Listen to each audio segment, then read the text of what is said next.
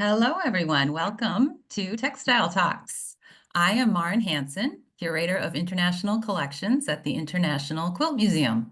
Located at the University of Nebraska in Lincoln, the International Quilt Museum proudly stewards and exhibits the world's largest collection of quilts and related textiles, and they span 5 centuries and over 65 countries. In fact, that's our mission and our passion, to build a global collection and audience that celebrates the cultural and artistic significance of quilts. If this is your passion too, and you aren't already a member, we'd love to have you join us.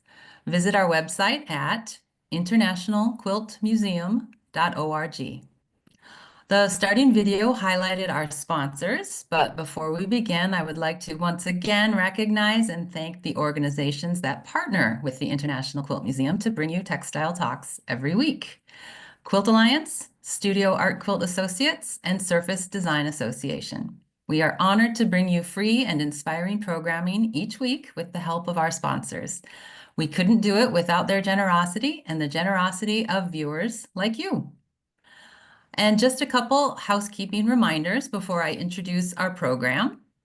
Please use the Q&A for questions, the chat box for greeting others, and survey for commentary and ways in which we can improve. If you prefer not to see notifications from the chat, you can click on the chat button to toggle them on or off. The live captions make Textile Talks accessible to a wider audience. If you prefer not to view captions, you should be able to turn them off. So today we will be presenting a program in conjunction with the International Quilt Museum exhibition, Yorgan, the Art of the Turkish Quilt, which is on view at our museum through February 15th. I am very pleased to introduce Christine Martens, our guest curator for the exhibition. Chris has been an artist and teacher for most of her professional career. She received her MFA from the Tyler School of Art at Temple University and was on the visual arts faculty at the Spence School in New York for over 25 years. Prior to that, she taught at the New School for Social Research and Parsons School of Design.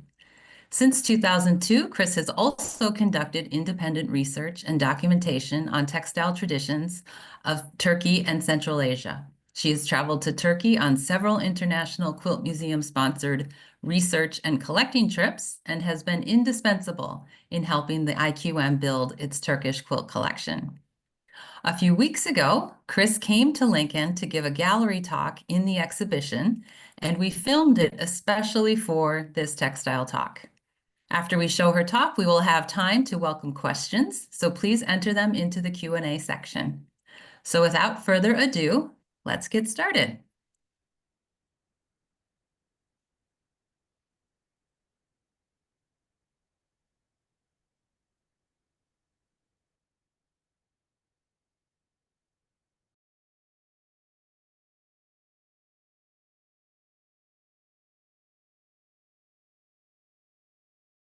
The first thing I wanted to ask Chris about was how she got started collecting Turkish quilts. Okay. So I began going to Central Asia in 2000. And when I travel to Central Asia, no matter which republic it is, I travel through Istanbul. And of course, I could never ignore the quilts there. And especially when I began to work for the museum, I would look at everything, which as a textile person I did anyway, but I took special notice of appliques and patchwork, et cetera, et cetera. And the museum is always so happy to, with any extraordinary find related to the collection. And so I would find things that I wasn't even sure sometimes what they were, but I knew they were extraordinary. Before I knew what the pieces were that were the ancient pieces made by the tent makers of Cairo, I found an antique piece and I thought, I don't know what this is, but I mean, I think it is great. So I write to somebody at the V&A and I find out, and anyway, we acquire that. And then I found another piece, another year, that I thought, I don't know what this is, and nobody I knew. It was one of the quilts made by the British when they were ill or recovering in India. And I think you had a whole exhibition of those as well. So, and then another time, a Japanese fireman's cap. I mean, everything is available in some form at some point in Istanbul.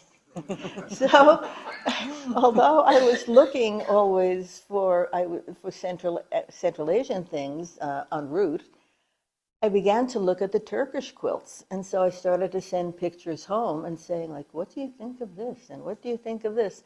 And little by little, we started to build the collection. And so I guess the Central Asian show was 2016. I can't believe Yeah, that, it's so been that many years long. ago. And finally this year, Maren said, maybe we have to have an exhibition of the Turkish quilt. So here we are. But I think there's still more to come. I think so. I think that the well has not run dry. And how did you, where did you begin to find them? Was it through dealers or in the bazaar or? I guess in the bazaar, yeah.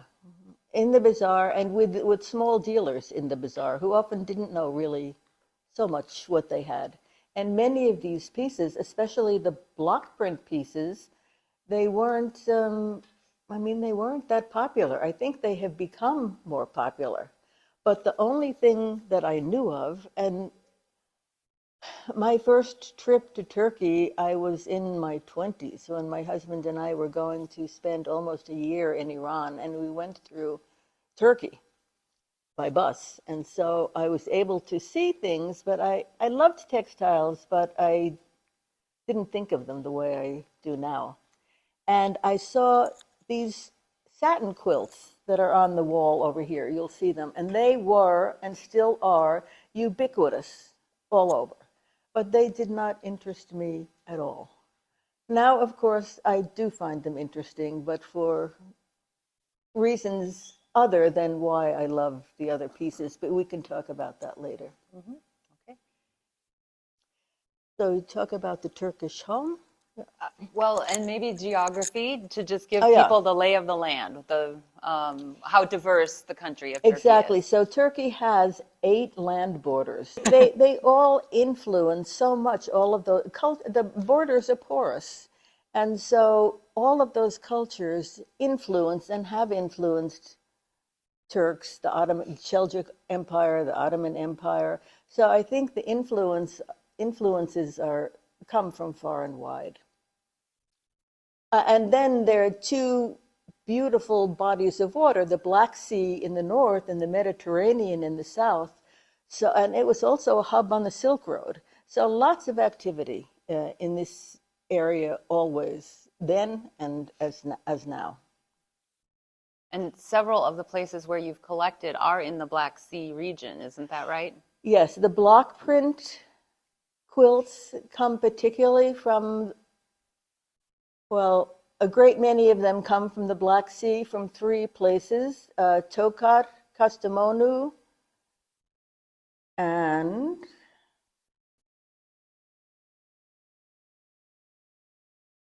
then also in the Istanbul area, ones especially that were block printed or painted designs and then filled in. Some of these are combinations. And those were in Istanbul region of Kandili, Üsküdar, Kadıköy, etc.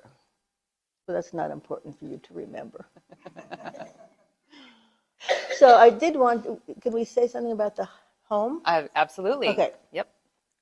So the Turkish home traditionally, and many homes throughout the region, also in Central Asia, did not have furniture. As we talked about in Central Asia, especially in nomadic Central Asia, there was the yurt. So every piece of interior architecture was made of textiles. And so in the Turkish home or in the Ottoman home, so this is maybe, let's say, the 16th century, end of the 15th century onward, the only thing in the Turkish home generally speaking, and so a big country with all these influences. So everything that I say, you can hear a different story from someone else who's telling you about maybe a different region. But these benches along the side of the room, it's called sedir, S-E-G-I-R, and that's the only thing that would be visible in the room. And they had a cushion to sit on and a back cushion, and that everything else could take place on the floor. And so beds, for instance, mattresses, all of which were, and many still are, handmade, and quilts would be taken out, layered, put on the floor during the night, and then put away in another room or another space during the day. And then the room could proceed to be a place of meeting. And space was, in fact, I could mention gendered space. So earlier on, there were women's areas and there were men's areas.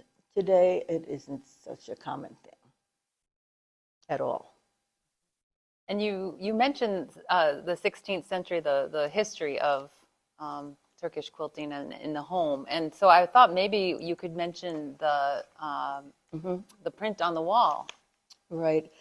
So the print on the wall, which unfortunately, as we blew it up, it lost all color, but there were early organizations, guilds in Turkey that organized, they were organizations, professional organizations actually, for everyone, for fishermen, for builders, for every possible profession you could think of, but importantly for all artisans. So there was the Quilt Makers Guild, there was a Felt Makers Guild, et cetera, et cetera. And there was a head, and they usually had some, I mean, they were it was Islamic country, and so there were religious aspects to it. There was a peer. There would be a head of the guild, but then the peer would be someone who was an original member, and whose grave they would even visit, and whose memory they would keep alive. And so during the Ottoman period, there would be huge celebrations organized by the Sultan for many reasons. It could be before a campaign, military campaign, celebrating the successful end of a campaign, marriages, but also, very importantly, circumcisions. And so this very famous circumcision, that's part of which is pictured here, is there would be parades, and the Sultan would sit, if you've been to Turkey, in the center near the Hagia Sophia and the Blue Mosque, Topkapi Palace, where the royal family resided. There was the Hippodrome, and there was a palace there that still stands, the Ibrahim Pasha Palace, and the Sultan would sit on the second floor of the palace, of that palace, and watch these parades and processions go by. And so a number of them, of course, were the artisans.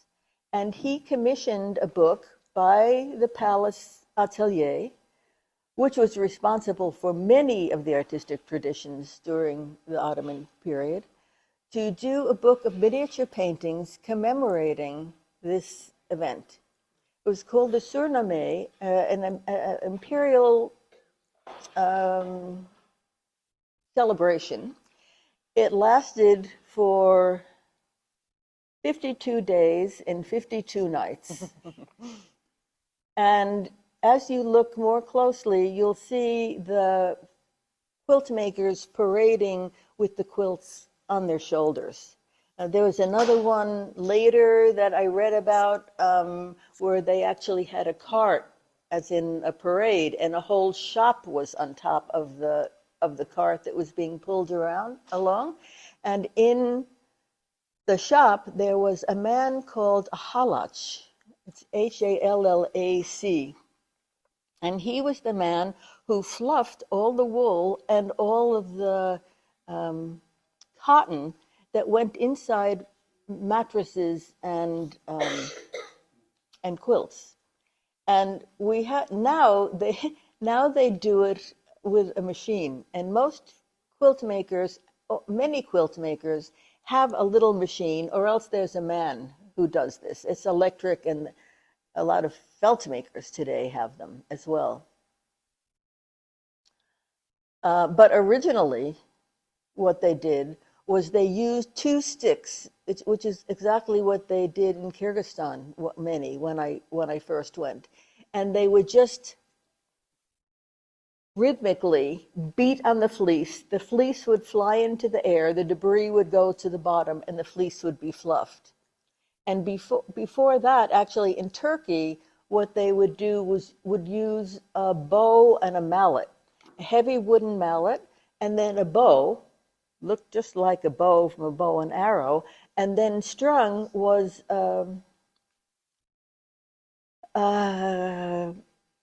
I think it was made a piece of lamb intestines or some sort of lamb gut.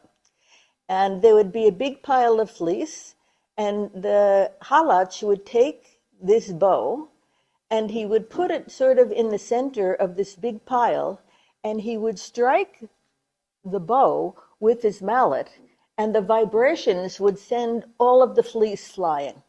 And that's the way they fluffed the fleece. So I did see someone demonstrate it for me in northwest China in Xinjiang.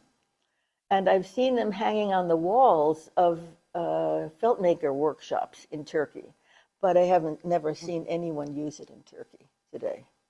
But if you would like to see a photograph of one of the modern machines, we have a sort of an assembly of images there of quilt makers in Istanbul and a few other cities. But one of them is using a machine fluffer, not quite as dramatic or poetic as the beating. Probably quite efficient. Yes, yeah. So you were, earlier you were talking about the gendered space aspect. And could you also talk a little bit about sort of life cycle events that Yorgan were part of, or that events that they marked or were used? With quilts. Yeah. So I don't think any of these are in use today, but possibly until the 19th century. When a woman was about to give birth, a mattress would be put out on the floor, and it was called a sweating mattress. And that was a week before they expected the birth, and she would lie on this mattress until she gave birth. It would not be moved from the room. And then after she gave birth, there would be new set of mattresses that would appear, and those were much more festive and beautiful, and they would remain in place for 40 days, which is an important number in Islam. I mean, well, we won't go into that, but it's important number in Islam. And someone who was ill would also, they would not remove his bed from the center of the room as long as he was ill. And there was one more. Well, like the bridal trousseau. So during a wedding, Yorgan were a very important part of the dowry. So, yeah, I won't be able to remember them all, but I can tell you a few things. I have a list of the bridal trousseau on the wall, and they include dozens of sheets and dozens of yorgans, of quilts, of mattresses, of pillows, and sleeping pillows, and lying pillows, and wool mattresses, and wool quilts, stuffed quilts, and wool and or cotton stuffed mattresses. So that would also depend on usually the region of the country where they lived, because some regions are much colder, toward the Persian border, and some, of course, are much hotter. So the cotton is what you would want, and some much thinner. And I was saying to Maren that there are specific sizes, although you'll see a great variety that might not fit into a neat small, medium, large category on the wall, because some of them might have been taken from a fragment of some precious fabric that you had from an ancestor. But in general, they are like single bed, double bed, crib bed, baby bed. And they were specific sizes as well, and each size had a particular amount of filling that was used. So every quilt maker actually has a scale, and that would help to determine the cost as well, how much filling would be used. And what were some of the tools that the Yorgan maker would use in his daily activities? Okay, so a needle. And needles, I think they were usually like 1 to 5, depending on the fineness and the less fine work that would be used. The one quilt maker that I interviewed fairly recently in Istanbul, he actually had come from the southeast.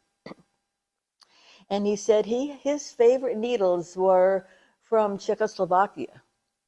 And of course, he can't get them anymore. So, but he said he would give up anything before he gave up his needles. Once the quilt is laid out, and I have more experience with this, I have never seen them make the block print quilts since they don't make those anymore, but they are still making the satin quilts. So they would sew together 3 sides, leave one side open, fill it with whatever they're filling it with. Well, if it's going to be a decorative surface, like some of the surfaces we have there, it would be filled with cotton, and not too much, because it's more difficult to do intricate designs when it's very, very thick. But then to make so the first thing they would do would be to sew a 5-inch border around the edge, and then they would divide it diagonally, and actually usually with basting, diagonally and also horizontally and vertically. And then to make any circular shapes or arcs, they would use a compass. But their compass, other than like what we have, their compasses are very large, actually a number of sizes. And I did try to buy one. I thought we should have one in the exhibition. And this quilt maker I thought that I liked said that he said, I have a broken one. I said, that's great. I'll take it. He said, fine. And we arranged for him to give it to us. And then he must have spoken to somebody about the Americans. And he said, actually, it would be about $350. I said, okay, we don't need that. So once the quilt is filled, and actually before the basting stitches, there's a big rod, a big thick rod, and they beat the quilt all over in order to separate the fleece. So everything is distributed well.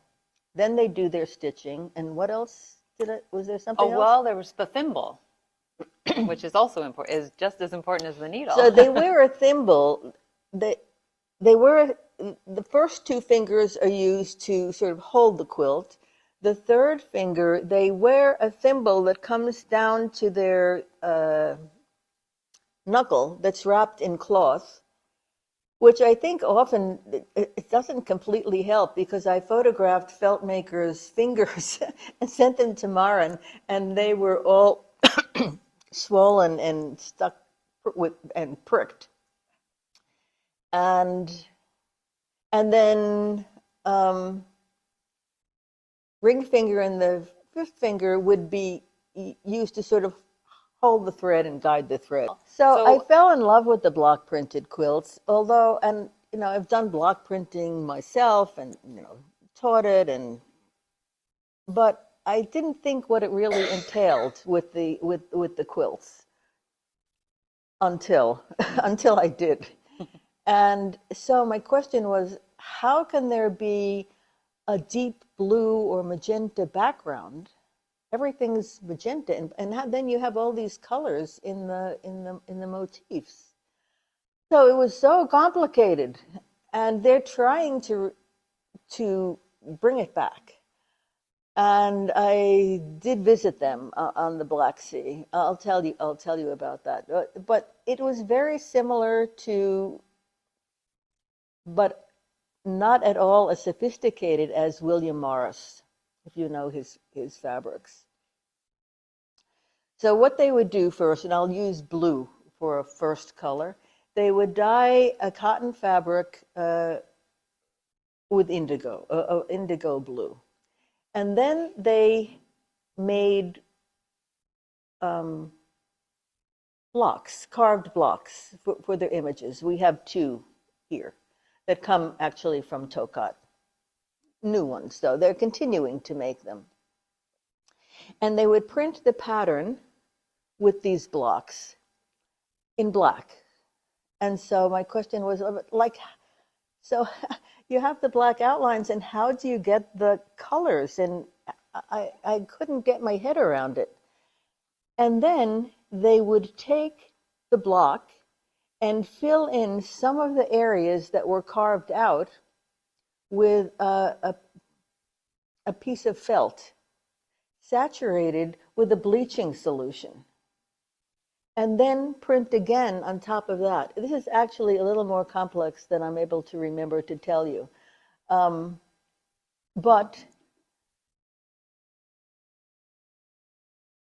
then it would be washed. I mean, a few things happened until finally there was just a sort of a light golden surface. And they would be able to use other smaller blocks or painting. And a number of these actually, after having the background color removed, the insides were painted. And you can tell when there's a secondary block that's been printed, because it doesn't always go completely to the edges as a brush would in painting the details. So it was a really complex process. So anyway, so I went to this place and I saw these huge pools. They were really the size of this rug, if not a little larger, big concrete pools that they had used in the past. And the director of the museum had gotten me a translator. And so we went to the first station, and he wasn't exactly doing what I wanted to know about, but I wanted to know about everything. This didn't matter. So he translated what the guy said, and I said, "Did you understand that?" And he said, "No." I said, "Well, how would I understand it then?" He said, "I'm not a scientist." And anyway, at the end of the morning, he said, "I don't want to work with you anymore." So I said, "Fine." We went to the director, and the director said he had to. So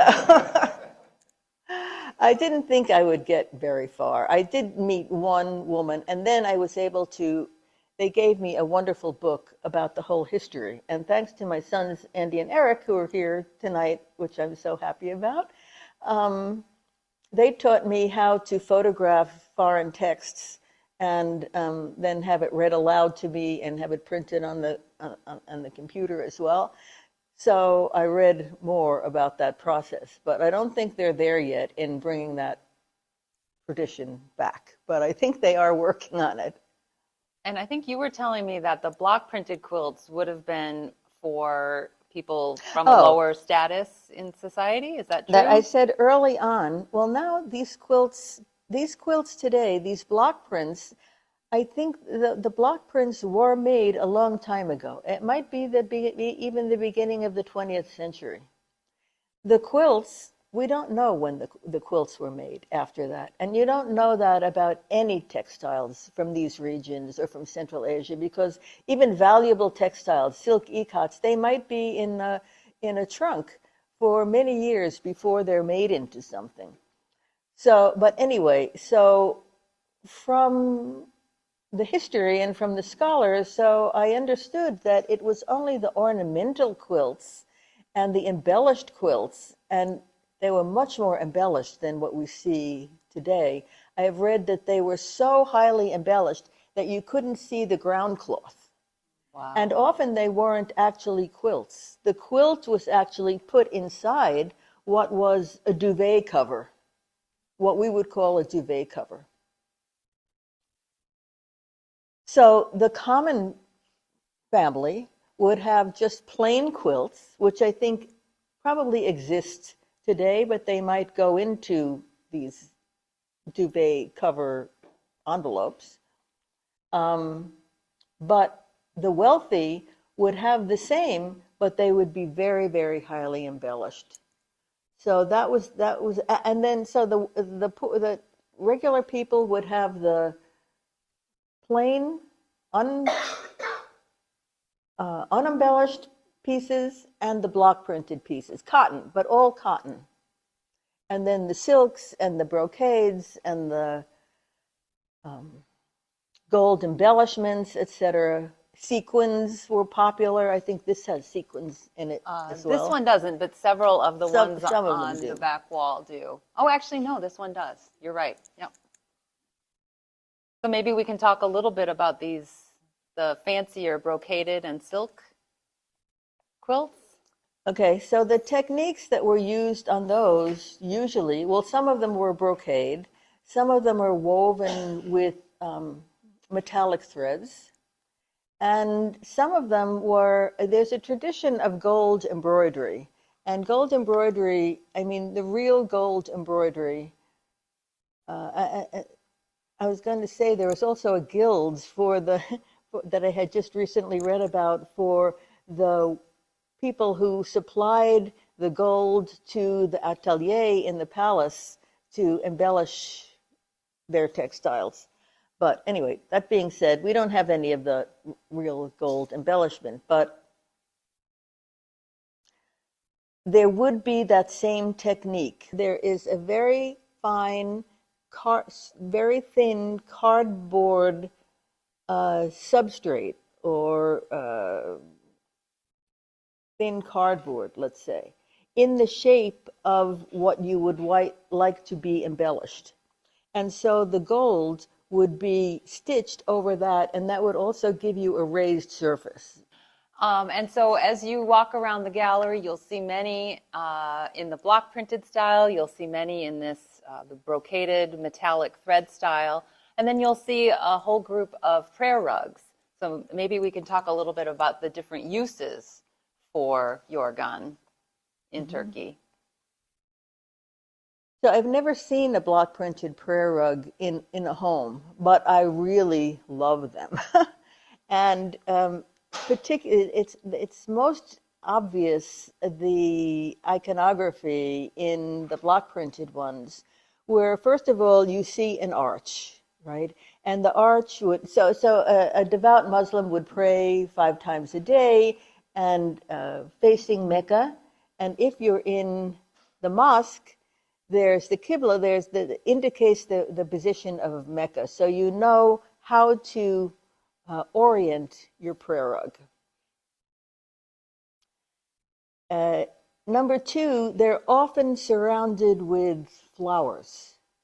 And flowers, some say, it's sort of like the entrance to paradise. Paradise is a garden, a lush garden. And so this symbolizes that symbolic entrance to the divine.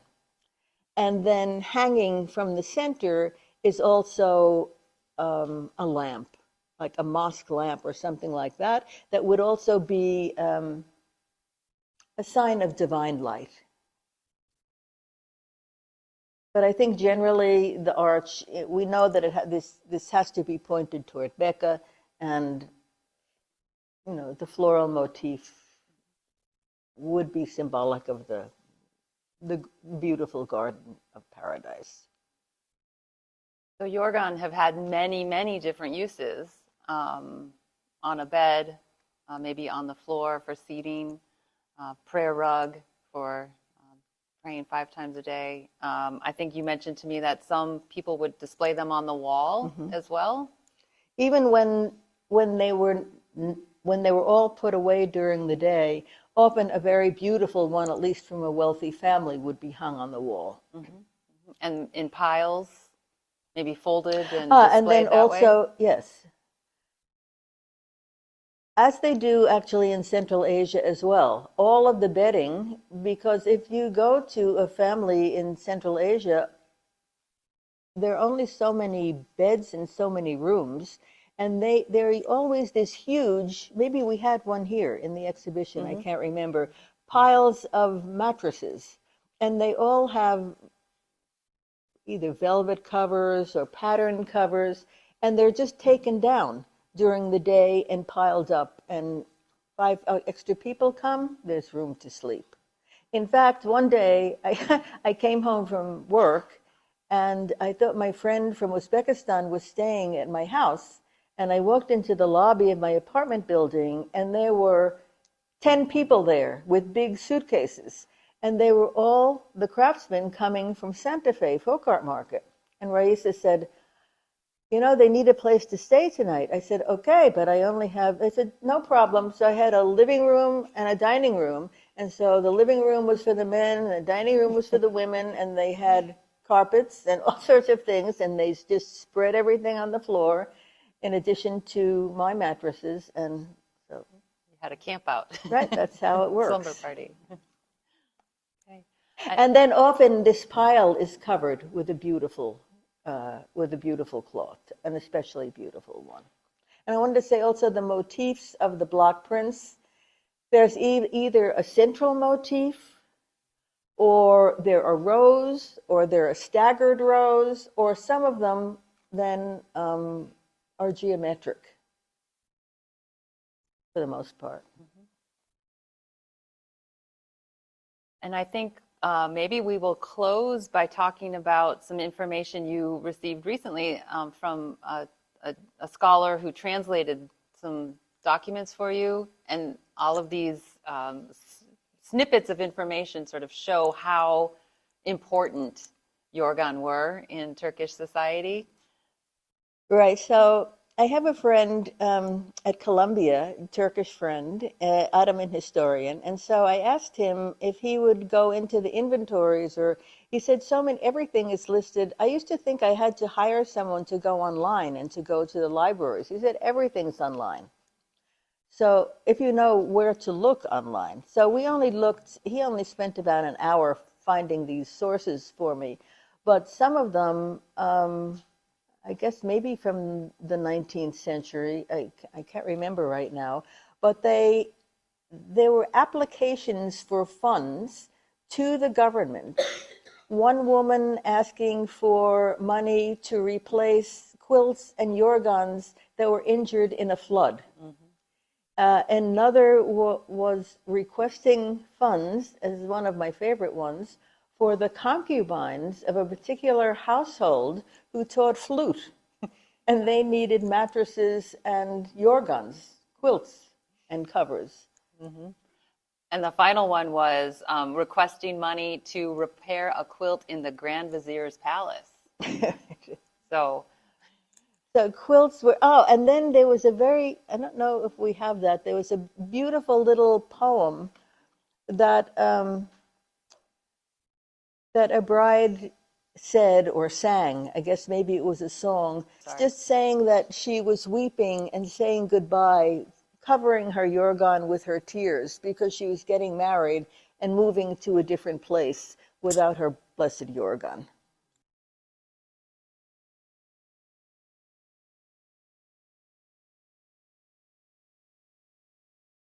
Oh, they're all handmade, and my friend Yildiz just had one actually made for her home. If you saw a sheet over it, you wouldn't think anything of it, but you can see the stitching. And in fact, it was common practice in years past that a yorganji, the man who made yorgans, also made mattresses, and he would come every few years to your home, and all of your quilts and mattresses would be remade with new, not the decorative ones, not the decorative quilts, but certainly the mattresses. excuse me, and that fleece, if it was the wool fleece, that was not reused. Actually, new fleece was used.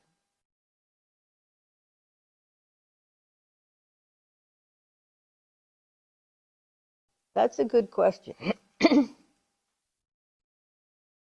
So if you had asked me 6 months ago, I'd say absolutely, yes.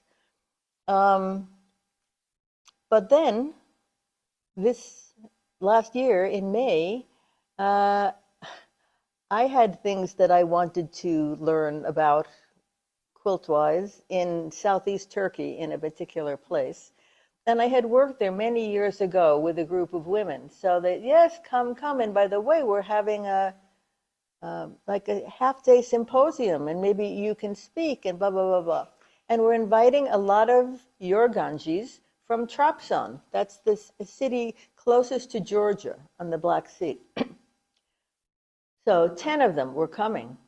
2 of them were women, and they were extremely accomplished. One of them ran a school, and one of them just decided she just learned. She went, usually it's just men, and it's usually young boys who will learn from their fathers. And they go very early to the workshop. But now I know of 2 women. But otherwise, the answer would have been no.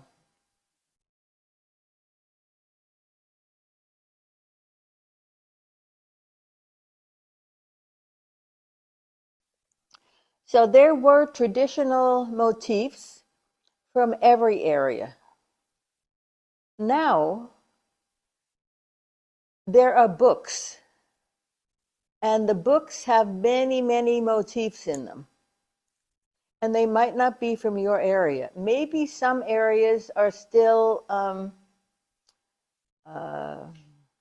authentic in maintaining their own designs. But I think you can choose designs from all over. And I have photographed a number.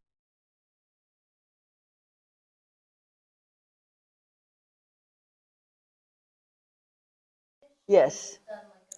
Yes. And in Istanbul, it's hard to find quilters. When I first found a quilt maker in the bazaar, and this is before we were doing quilts, maybe before we were doing Turkish quilts. Yeah.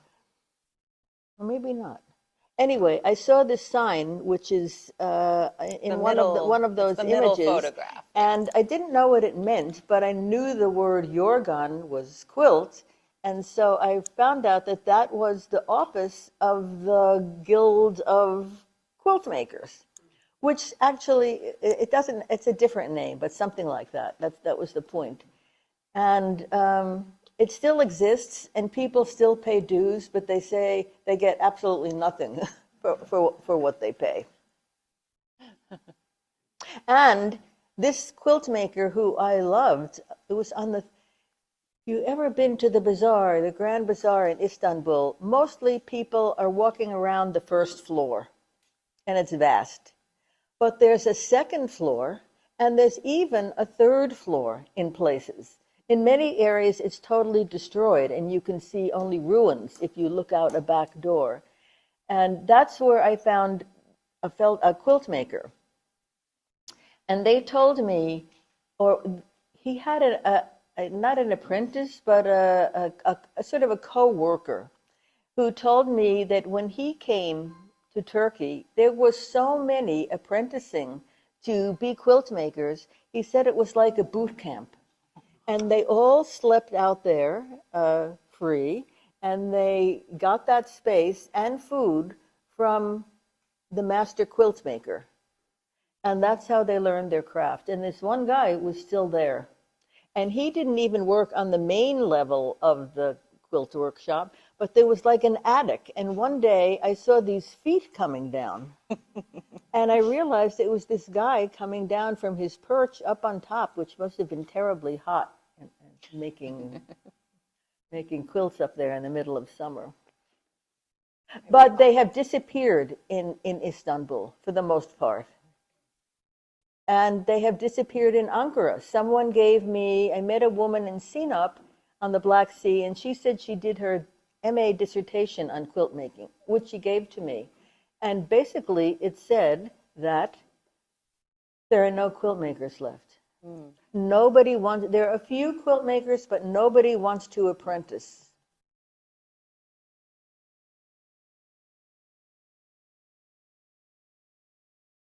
They didn't clean them. They don't wash them. Although you will notice that there's one over on the far wall over here where we've taken off the edge. And so a couple of them in our collection have sort of like a sheet that's been wrapped around the back of them and then just sort of loosely basted to the front, turned over and loosely basted to like the a front. protective covering for the Right. back. Yeah.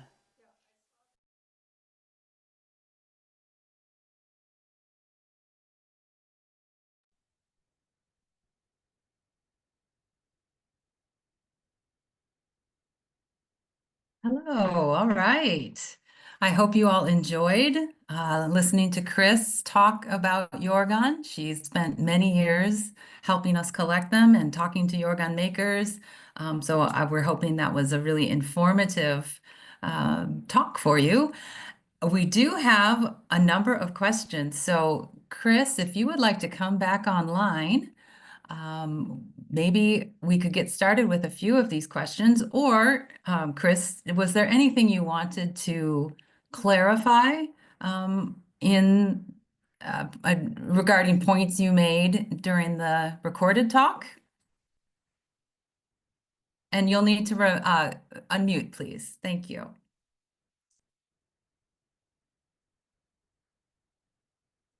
I think Chris works at two separate workstations, so she needs to unmute at one while she sits at the other. In the meantime, I do know that we had several questions, one of which I think got answered. Someone was asking if men were the only Yorgan makers. So I'm hoping that Chris answered that question adequately. And we had some other questions with sort of gendered aspects as well. Patricia was wondering if prayer rugs were used by both men and women, and if so, were they gender specific? So hopefully if we have Chris back unmuted, she can help us start answering some of these questions. I'm okay now? You're good. We can hear you. First of all, the prayer rugs that were block printed and even the ones that were woven, they were very special ones. And I don't think those were actually used every day, 5 times a day. If they had been, the cotton would have been destroyed, as well as the brocade. I think they may have been kept in a special place if there were a guest and they needed an additional prayer rug, and then it could be used. I have never heard of them being gendered in that some are for men and some are for women. I think most people just use a small, either hand woven or machine woven prayer rug. I bought a beautiful block print prayer rug for a friend in Uzbekistan who is observant.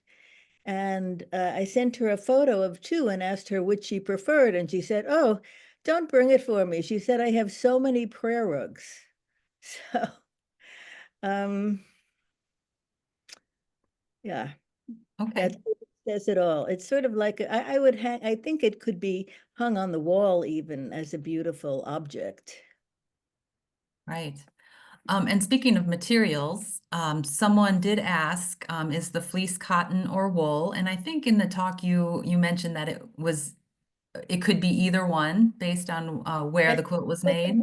Wool was often used in large quilts that they wanted really for warmth and that did not have a decoration. And it just was sewn in squares, verticals and horizontals, because the wool is very difficult to work with in terms of a beautiful, intricate design, as you see in the satin quilts. There were other fabrics also. One is called kutnu, It's an ancient fabric that comes from the Southeast. It's a silk and cotton patterned, and that was also used for quilts, but it was also used for quilts that we had wanted to set up in the gallery something called a tonder yorgan. And so a tonder is an oven where you would cook, and yorgan is quilt. And so before there was heating in homes, there would be a big platform set up in the home. And on top of the platform would be a platform and then a table that would be approximately 4 by 4 feet. Over that, on top of that platform would be this table, and then a covering of a yorgan, very, very large, that would cover the legs of the eaters that would be sitting at the table. And underneath the table would be a brazier with coals from the cooking stove. And so that's what they used in winter. Okay. But those yorgans were so large and took so much wool that it was a very heavy and expensive process for us to purchase. I would have had, there are none left anymore of the old ones. I heard of a few, but they were also singed from the fire underneath. I also always wondered why the feet get hot from touching this metal container that held the coals. Yeah, it would have been nice to have one, but I understand why we weren't able to. I think there was more to that question, and I got off on a tangent. No, no, that was good. We were talking about the fleece, but we have another question regarding materials, and this is a really interesting one. Is there a practice of repurposing textiles, such as old clothes, in making yorgan, or do they exclusively use new and high quality fabrics? They don't necessarily use high quality fabrics. I mean, the satin quilts, they are not, that fabric is a synthetic satin and it looks great with all the stitching, but it is not high quality as if it were silk. That's number one. Number two, we do have a quilt, and I don't think it's in the exhibition. I have to look back in my slide file, that is made from a woman's dress. Maybe from Syria. I can't remember. That's one Right. of the few things that were repurposed. And then we have another very precious piece that was made from an Ottoman man's turban cover with magnificent embroidery. And that's in the museum, but laying flat on the floor, not even hung. And that would be more the size of a child's quilt. Right, Or and I will just something that wouldn't even be used, that would just be kept as a memory. Right. And that gives me the opportunity to remind people that you can go to our online exhibition and view all of these pieces in sort of all of their 3D glory.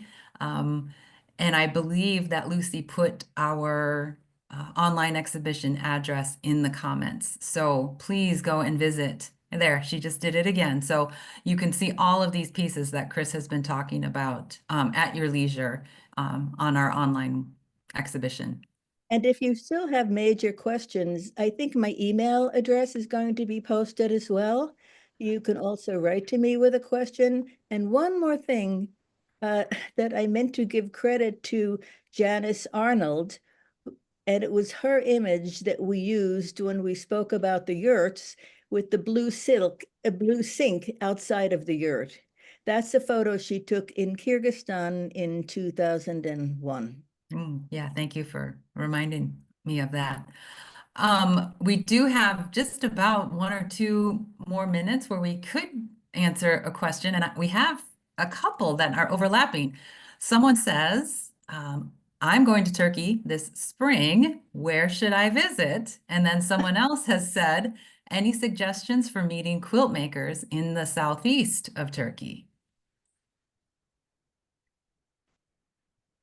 You know, I didn't find any old quilts in the Southeast. In Kilis, I found one quilt maker, although there's an extraordinary archaeological site you could visit, Göbekli Tepe, which is practically the oldest one in civilization till now. In Gaziantep, you will find quilt makers, and in Kilis, it's also the Southeast. But I told Maren that I first discovered the block print, not as quilts, but just by sheets of fabric. And I realized that these men and women who go from house to house, village to village, trying to buy old things to then sell to the dealers in the bazaars or shops, they would encounter these beautiful quilts, but the quilts were too heavy to carry. And so they would rip off the block print and leave the stuffing and the backing behind. So many of the early pieces that I found, it's, you know, my heart was so sad because 2 days ago, that quilt was in one piece, you know? Mhm. So I have heard from others that when dealers receive them, they're ripping them apart and just selling them to designers for the block printed fabric. Right. Okay, and someone has said in her question, Yorgan covers are in their own right, made beautifully and decorated with cross stitches and embroidery and crocheted laces. Do you have any Yorgan in their full form in the exhibit, the Yorgan and its protective sheet? And I'll just answer that by saying yes, there is one piece on view, and that was the one that Chris and I mentioned at the very end of our talk, where we have removed the protective sheet just at the corner and on one side so that you can see how they were protected from daily wear and use. We only have 1 minute left, so I am going to use this minute to mention the fact that Chris Martens will be leading a trip to Uzbekistan in the spring. So if you have any interest for traveling with Chris, I think Lucy is going to put or has already put Chris's email in the comments. So please email Chris if you have a desire to go to Uzbekistan and see the beautiful textiles, patchwork, applique, quilting that you can see in that magnificent country. So right on the dot, I think we are all done. I just want to say thank you to Chris again for being here today. Thank you to all of you for coming. Yeah. Yeah. Thank you very Spectacular. And Thank we you. will see you next week for next week's Textile Talk. Thanks very much for joining us today. Thank you. Bye-bye.